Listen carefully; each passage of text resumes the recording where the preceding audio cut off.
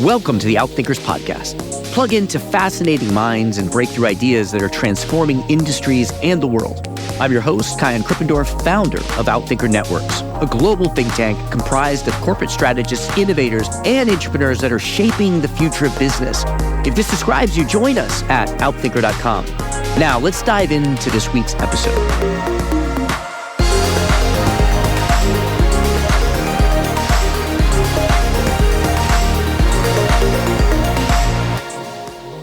So the distinction between digital and autonomous transformation is that it's an important one because I think that in most organizations, digital transformation has come to mean anything that plugs into a wall. That's part of our digital transformation. I'll also make the distinction that transformation is a means to an end, not an end in and of itself. So you only need a digital transformation if you're transforming into something. So when people say, we're going through our digital transformation, I always love to say, well, what are you transforming into? It can become just an overarching bucket that we just keep doing digital things, but it's only useful if it's creating more value for our customers and our partners. That was Brian Evergreen, author of Autonomous Transformation, Creating a More Human Future in the Era of Artificial Intelligence, which was named a Next Big Idea Must Read, and for which Brian was shortlisted for the 2023 Thinkers 50 Breakthrough Idea Award. Building on his experience working at Accenture, Amazon Web Services, and Microsoft, Brian advises and speaks to organizations around the world, guest lectures at Purdue University and the Kellogg School of Management, sharing the unconventional and innovative methods and frameworks he developed, leading and advising digital transformation initiatives at many of the world's most valuable companies. There are very few people in the world who have had as much experience as Brian facilitating strategic conversations that lead to big breakthrough ideas. And I believe that if you listen to and learn about and apply some of his techniques, you too can lead discussions that open up more exciting possibilities for your team, your organization, your communities. In this podcast, he shares a fascinating and clarifying distinction, the difference between transformation, reformation, and creation. He shares his reason-driven framework, which, in contrast to data-driven frameworks, allow the space and opportunity for human experimentation, learning, and innovation. The critical difference between digital transformation, moving from analog to digital, and autonomous transformation. Ladies and gentlemen, Brian Evergreen. Well, Brian, thank you so much for being here with us. As we've been trying to get you on the podcast for a while, and it's great that we finally got time with you. Thank you. I'm glad we were able to make this work, and I'm looking forward to it. Thanks for having me. So I want to open up with the same two questions I ask all our guests. The first is just for us to get to know you a little bit more personally. Could you complete the sentence for me? If you really know me, you know that. I would say if you really know me, you know that I grew up an internationally competitive chess player. And if you know me even more deeply, you know that I played against Josh Waitzkin in my youth.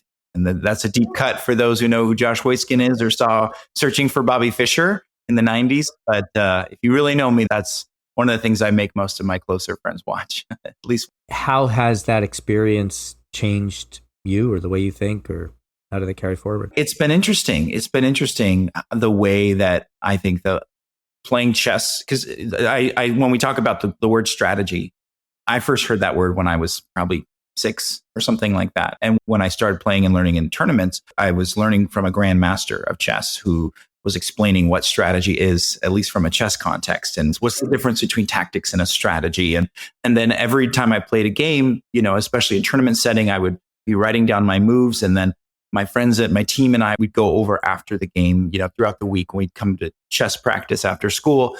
We would go over our games and we would review, this is a strategy I had. This is what I was thinking. This is what I played. There's no other real, I think, format, especially for kids, to practice creating a strategy, executing it, and getting real-time feedback that I'm aware of, aside from maybe if you maybe in team sports, there's a version of that. But and then also, when you go over grandmaster games and study what their strategies were. So I think that's really shaped the way that I think about strategy. And so when I first joined Accenture Strategy, my whole worldview, I realized, was fundamentally different than the way a lot of other people think about strategy. That's beautiful. That which leads us already to our next question, which is, what's your definition of strategy? So for those who have played a lot of chess, you'll probably see how my definition of strategy is, which I have gone, to the length of creating a specific definition, is sort of rooted in the way that chess might teach one to think. So for me, I define strategy as the process of creating and selecting decision trees of choices under conditions of uncertainty and competition with the aim of achieving one's goals. It's a decision tree because, back to that chess example, if you have, if I'm saying, okay, if I do this and she does that, then I'm going to do this. And I'm coming up with all these different decision trees of how things could go. And instead of and sometimes we find in our organizations, we lock in on a strategy and then we pivot to execution and don't ever reconsider the strategy. But you don't have that luxury in chess where every single move, you have very real-time feedback of, oh, I was planning to go over here to try to win their queen. But now that they move their queen over to the other side of the board, I have to reconsider. I have to come up with something, a new plan. Right. I got it. Yeah. Be interesting to try to map the process of chess to, say, growing a company. And is each game a day, or is each game a year? I guess we kind of think of it as each game being a year, maybe, or a few years. I think it's a few years in the sense that, and that's one reason I think that strategy is so hard for organizations, is that especially if you haven't done strategy elsewhere in your life and the first time you're doing it is in an organizational context, the amount of time it takes to get feedback. Like, you develop a strategy, you start putting resources in motion. One, almost inevitably, the way that the strategy ends up taking shape and execution is going to look different than what you came up with in the first place. And then two, the learning cycle is so long before you actually get feedback about whether or not it worked. And there's so many potential points of failure that you could have outcome bias. You could blame the execution team. There's so many different ways that it can be challenging to learn from and really develop the skill of strategy in an organizational context. Yeah, it makes sense. And people are at different stages in that journey and different levels of expertise or on the learning curve. And so you're playing with people with very different levels of appreciation of strategy. I really want to get into what autonomous transformation is, but rather than ask you to define it, I'd love you to break down for us two distinctions that I found particularly interesting. First is the distinction between reformation and transformation and creation. Could you just explain what you mean by the difference between those three? Yeah. So I'll start with transformation, which we all know and love. We talk a lot about digital transformation. And so, the true definition of transforming something is to change the nature or structure of it. And so digital transformation is when you're moving from analog to digital paradigms and you're transforming the nature or structure of the value that you're creating from a customer perspective, right? So moving from going in person to Blockbuster or Hollywood Video and renting a DVD or a VHS to now I'm streaming virtually. That's the nature of receiving entertainment has completely been transformed, right? But there's so many organizational initiatives that we have where we're moving from analog to digital or from paper to digital, but the nature of the process is exactly the same. And so that doesn't meet the definition for transformation. And so when I was researching and writing autonomous transformation, I thought, well, if I'm going to really define autonomous transformation, I have to somehow account for all these initiatives that we have that are not really transformative. So what word or what definition would really meet that? So it was interesting because usually you start with a word and look up the definition, but this time I had the definition. I need to go backwards and find what word really fits something where it's improved. Going from analog to digital improves your process and it can be 12 times more efficient. But if it's the same fundamental process, it's not transformed.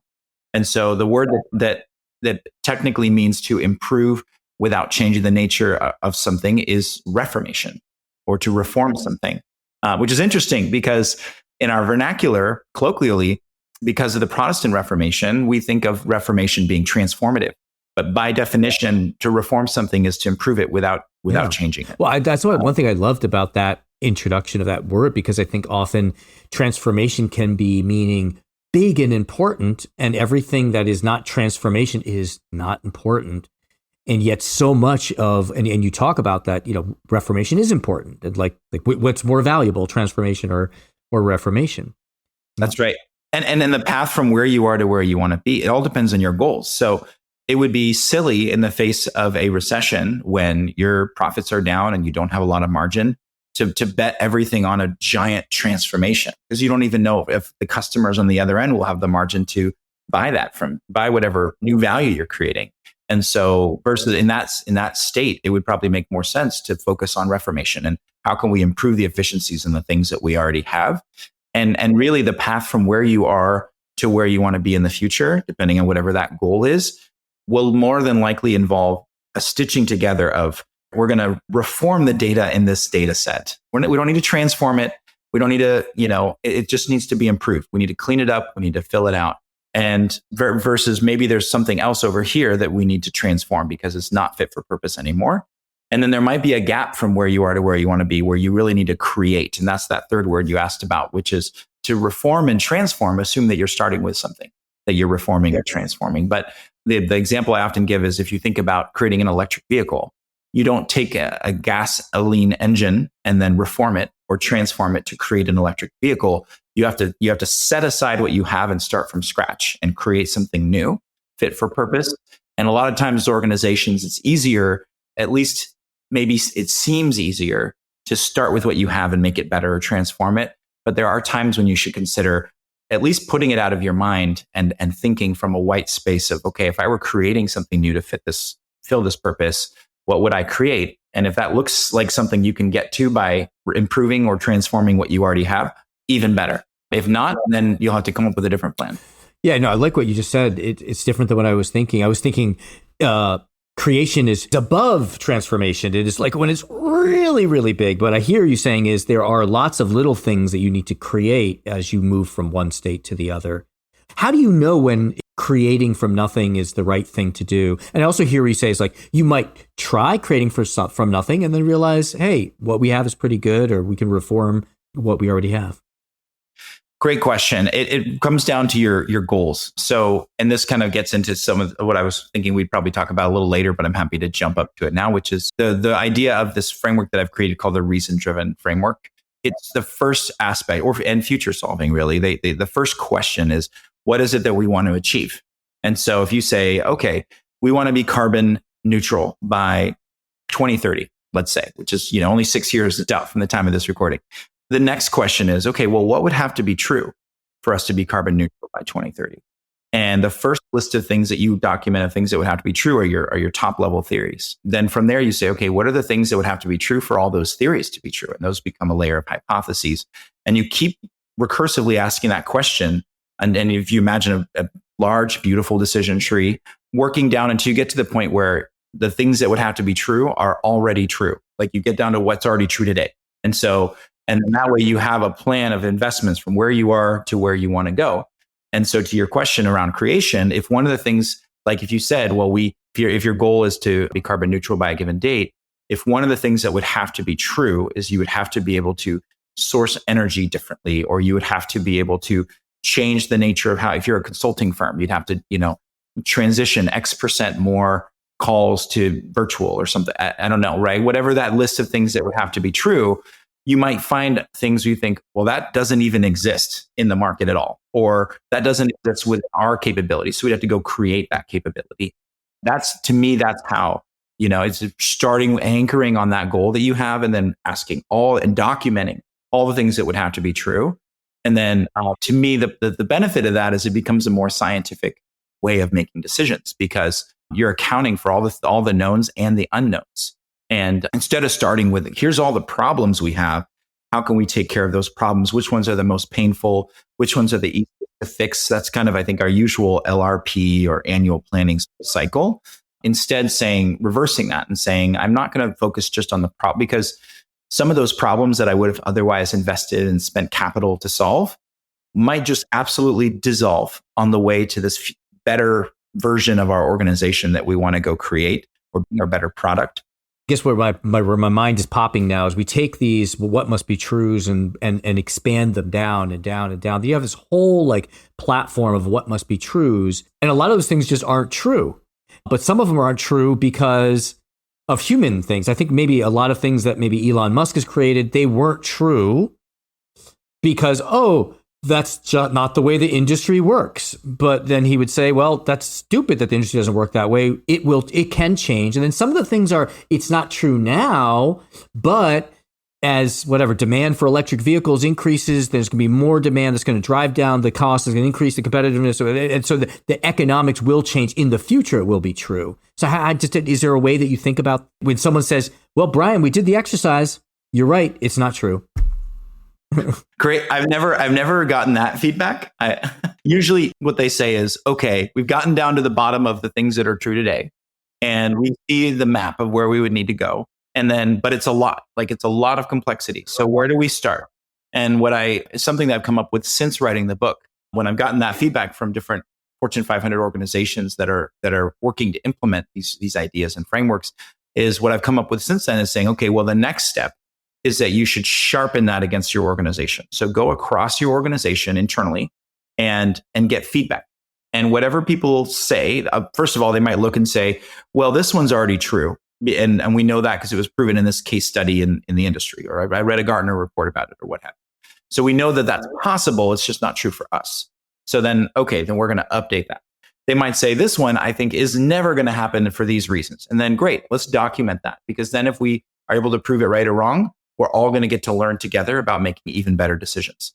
And then you might also get, well, we already know that there's another organization working on this. So the first one is to kind of look across your organization, get as much feedback, or they might say, you haven't thought about this. Here's another hypothesis you need to add. So get as much feedback, documenting everybody's, feedback along the way. And then the second step is to then measure it against your ecosystem and say, okay, of all the things that are here, I'm going to put a square on anything that is not core competency. I'm going to mark it with a little square. And then anything that is core competency, I'm going to give a diamond to. And then all the stuff that's not core competency, I'm going to go look in the ecosystem to see if is NIST, have they already submitted, especially if it's a scientific breakthrough, for example, have they already submitted funds? Is there new research taking place from the National Science Foundation? Anyway, right? It could be another organization that you have kind of a, competitive, their competitor, but they, you have some friends there and okay, we're trying to figure out if we can do XYZ thing. It's a non-competitive type of project. Okay, well then I'm going to mark that one with an eyeball, for like the fact that I'm going to monitor the fact that someone else is already trying to prove that theory or hypothesis. They're already trying to prove or disprove it. So why would I invest my capital to do the same thing when I can just learn from them, at least at the onset? And then once you've done across the ecosystem, then another way to look at it is where does it make sense to partner back to that sort of core competency or not? So if it's, well, we would need this thing to be true from our tech vendors that are supporting us. And I'm guessing a lot of others in our same industry are going to need that. So let's create a little coalition and go to and lean on our tech vendors and say, if one of you creates this capability, you're going to have a growth category because we all want it. And so partnering to create that capability. And then the last one is the stuff that's core competency that no one else is working on and that you're not going to partner for, would be the thing to really double down on, saying, okay, those are the things we're going to specifically invest. We're going to do. Mm-hmm. Exactly. Gotcha. I love it. Yeah, we had Amy Edmondson on, and in her book, The Right Kind of Wrong, she kind of points out that often we go and try to reinvent stuff without actually looking what's already there. I think there's a huge gap between, there are innovators just doing amazing stuff out there that we don't know is actually already happening. That's so true. And it's funny that you bring up Amy, because I often describe the reason-driven framework as a visual, dynamic, strategic sort of re-embracing science framework for making intelligent failures. And so, because it's documented in a way that you can actually learn from it, as opposed to making basic and complex failures, as she outlines them. And so I've the deepest respect for her and her work. And I think there's sort of a complementary correlation. Yeah, absolutely. Why do you call it reason driven as opposed to what? As opposed to data driven. So in this one, I often, anyone who's starting to snooze off during this podcast will probably jump their head up like, wait a minute, what? And so, I'm often challenged to defend it when I say that, and I'll say something even more provocative, which is that the data driven method has become in practice unscientific. And so the idea of using data to make decisions sounds very scientific, right? Because in the scientific method, their data is involved. But the scientific method is to ask questions, create theories and hypotheses, conduct experiments, analyze the results, and then draw a conclusion. But in most organizations, what we do is we ask questions, form hypotheses, gather data from stuff that other organizations did or that we already did, analyzing the results of that, and then drawing a conclusion, which is our investment decision, and then beginning the experiment. But instead of treating it like an experiment, we say we've proven in advance how long this is going to take, how much it's going to cost, and we're going to tie your performance to it. And so it's fundamentally unscientific. If we use that process to try to justify cancer research, it would stop. We wouldn't invest in it anymore because we can't prove how long it's going to take. Right. And we, if anything, we can only prove that it's not possible, which we know our reasoning as people, we really believe that it is possible. So we keep trying. Right. In other words, data-driven methodologies are extremely important for decision.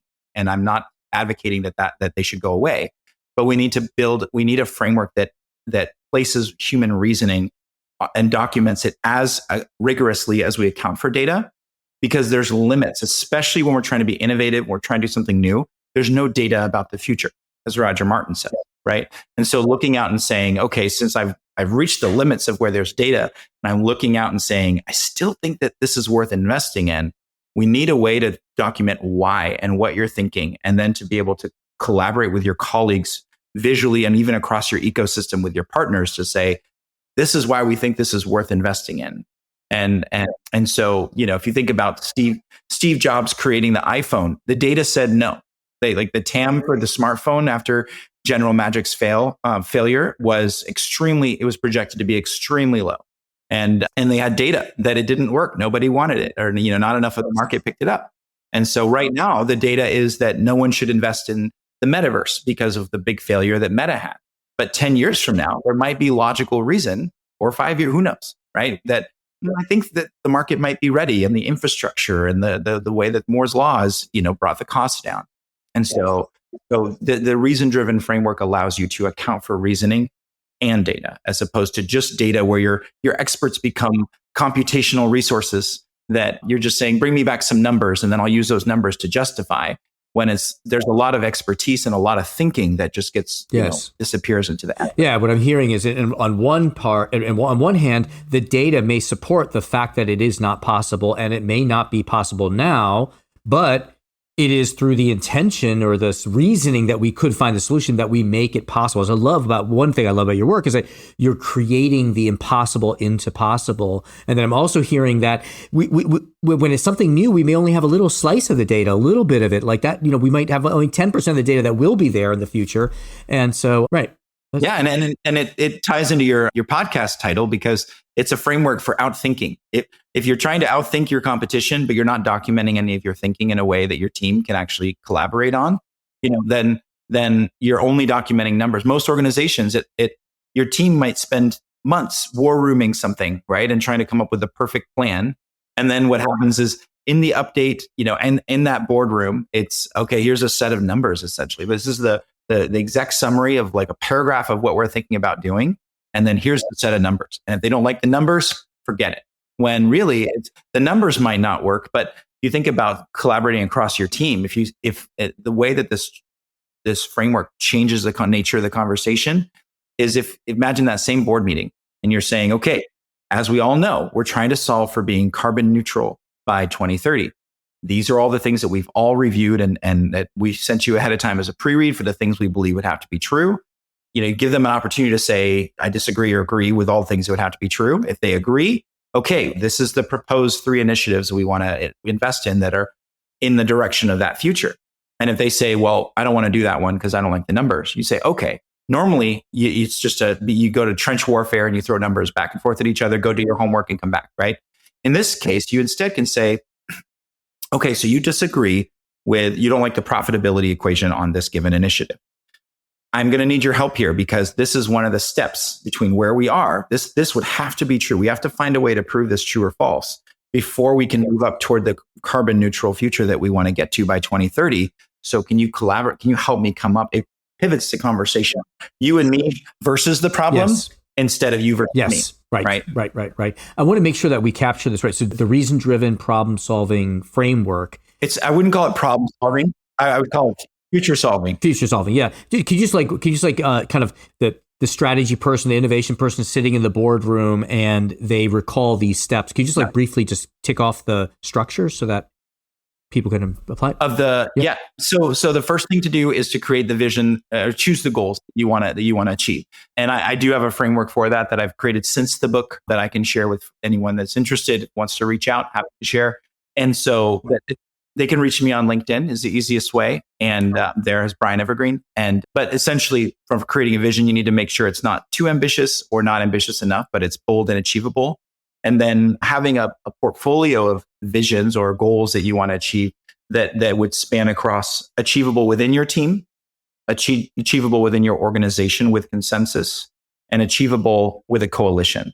And a lot of times we get trapped only focusing on one of those areas, and having a portfolio of them almost maps to the 3 horizon McKinsey framework. I recommend starting there. But then once you pick one of those and you say, okay, this one, I'm going to now use the reason-driven methodology to try to solve for. So, and that future could be, we want to have 0 workplace safety incidences. We want to be, what would it take in the manufacturing setting, let's say, to create that? The next step is to say, what are all the things that would have to be true for us to do that? So one of the things that might have to be true is, well, our people would have to have longer tenure, because it takes on average 2 years for people. So we're already using data again, right? 2 years to inform our reasoning. 2 years for them to get to the point where they're trained up enough that they're following the safety protocols perfectly. And so, okay, well, what would have to be true for the people to stay longer? And what would have to be true for us to be able to give them higher salaries? What would have to be true for us you work your way all the way down, and now you have a comprehensive sort of tree or visual decision-making kind of map of all the things that would have to be true. You might look at that and say, that's just not it's not worth it for that goal. And you do that exercise for a few. You might say, this one, okay, we so badly want to, or we're betting our whole business about creating this future. It's a lot of work, but we're going to have to invest in this. And so once you've created the whole map, let's say with your team at an offsite or something like that, or just, asynchronously over time, then taking it and sharing it with your colleagues and getting their feedback, having them add hypotheses, having them challenge your hypotheses, documenting what they agree or disagree with, and then also if they've seen something in the market that's already proven or disproven, one of the hypotheses. Like if they said, oh, I just saw an announcement that GE just did XYZ thing with safety and it's changing everything. We should dig into that and see how that updates this lens, right? And then once you've done that, then challenging it against the whole ecosystem and looking across what can I monitor of what is already being proven or disproven within the ecosystem, marking which things are core competency for me versus which things are not. Usually I use a square for non and diamond for core competency. And then saying, okay, which things am I going to monitor? Which, like I mentioned with the ecosystem, I usually mark with an I. Which things am I going to partner with? Because either it's not core competency, but I need it, or it's not core competency, but if I build that core competency, it could be a new commercial offering because, not only am I going to need it, but maybe others. And then lastly, which things am I going to invest in directly just within my patch? And I usually mark that with the money bag, and the partner one with the handshake. And so if you imagine that decision tree, now you have a very clear map, and then regularly checking in and saying, okay, with this cadence of maybe every quarter, every 6 months, we say, these are the decisions that we've made. This is the investments that we've made. This is how it went. Hey, Kaihan, you disagreed with the fact that I wanted to do this. We invested in it. And you know what? You were right. Your reasoning on that, you were spot on. I thought it would be worth it for these reasons, but it ended up being that you were right on that one. And being able to have the psychological safety as an organization to learn, because that's the only way we're going to improve. Right now, we don't account for decisions that we make in a way that we're really learning in most organizations. We don't account for the risks we haven't taken at all within most organizations. And so this creates a framework for doing that. Oh, gosh. I love your phrase, that is not worth it for the goal, because it's so empowering, because people can look at that number and say 2-year tenure, that's the way it is. It's not possible. And other people, what you're saying is, yeah, it could be, but is it worth making it 10? That's awesome. That is so empowering. I have so many more questions. The book is amazing. You have a great other podcasts that you get to dig in more deeply. There is one distinction that I think that we would be incomplete if we didn't cover, and it may not be so central to what we've just as important we talked about, which is what is the distinction between digital transformation and autonomous transformation? Because you're talking about, that's the other chart of the matrix that we didn't cover. Yeah. Mm-hmm. Yeah. You're right. I only talked about reformation, transformation, and creation. So the distinction between digital and autonomous transformation is that And it's an important one because I think that in most organizations, digital transformation in the market as well has come to mean anything that plugs into a wall. Like, that's part of our digital transformation. It's become an all-encompassing. I'll also make the distinction that transformation is a means to an end, not an end in and of itself. So you only need a digital transformation if you're transforming into something. So when people say, we're going through our digital transformation, I always love to say, well, what are you transforming into? And, often I'll get a snarky comment or something, but I think it's a good way to challenge our thinking, right? Of what are we transforming into? Because it can become just an overarching bucket that we just keep doing digital things, but it's only useful if it's creating more value for our customers and our partners. And so autonomous transformation.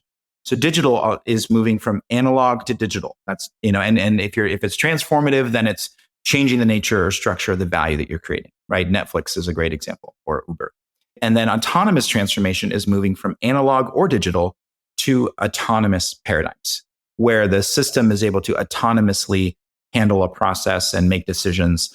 And we're in that transition right now. You're seeing lots and lots more talk about AI agents, for an example. I saw that back at Microsoft Research, which is why I wrote the book on it.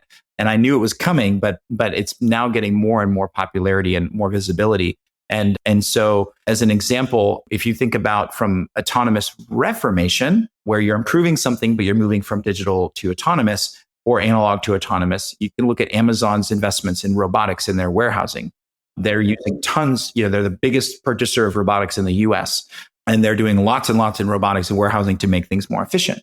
But they're not transforming the nature of how they deliver. They're just doing it more efficiently, which is still extremely valuable. And that's autonomous reformation. Autonomous transformation, the best glimpse we have into that future right now would be, an example would be if, let's say that I worked for a construction company and I wanted to get some lumber delivered to Seattle, where I'm based. And I call a local, Acme Lumber, and I say, hey, will you get some lumber delivered to Seattle? And they say, well, the only lumber we have that meets what you need is in New York. We're going to charge you X amount to have a truck driver bring it across the US, et cetera, et cetera. And then let's say you're based in Florida usually, right? So let's say you own a construction company and you're like, hey, I'm calling, instead of Acme Lumber, I'm calling ABC Lumber. Hey, I need some wood here in Florida. And they say, oh, well, the only lumber that we have is based in Seattle. So we're going to charge you, and we're going to have a truck driver drive it from Seattle to Florida. In the nature of today, that's just how it's going to be. We're going to be spending extra money. There's going to be truck drivers that are driving extra time to take, the same lumber across the country to two different locations. In the autonomous transformation paradigm, when we move into this world of agents, instead, when I issue a sort of request to an agent from Acme Lumber, that Acme Lumber agent can reach out to a network of agents that represent in milliseconds of time all of these other lumber companies. And ABC Lumber can say, we actually have some in Seattle right now. And so then that's just fulfilled. And then when you reach out, then it's okay, the nearest we have is in New York. And so you're not only tapping into one network. And so they're trading customers between them in a way that we would never have time as humans to make all of those phone calls. And this is an example to me of its important distinction is that doesn't take away any person's job. That adds a new underlying value, a new version. I often say agents are going to create a new type of internet that we don't even need to see because it's just happening behind the scenes and adding all of this value that we can't currently unlock. And then it'll refocus, it'll transform the nature of the way that we as people work and the value that we bring. Beautiful. Yeah, I love it. I mean, that's a whole other side that we're only touching on a little bit here, but I encourage people to listen to you talking about it and read about you talking about it. And as you said, a good way to reach up with you is connect with you is on LinkedIn. You've also got a great website as well. Any last comment you want to leave with us? I know there's so much more to talk about, but this is the time we have. There is. I can tell we have a lot to talk about. I think the only other thing I'd say is that the trouble with solving problems is that, that there's a problem with solving problems. It gets rid of what you don't want, but it doesn't get what you do want. And so that's why I advocate for solving for the future instead, picking that future you want and solving for that instead. And that's sort of the foundation of the whole reason. I love it. I love it. Well, Brian, thank you so much for the work that you do, thinking so deeply and actually applying it and sharing that with us and a little bit of it with us here. So appreciate your time. Thank you. My pleasure. Thank you so much for having me.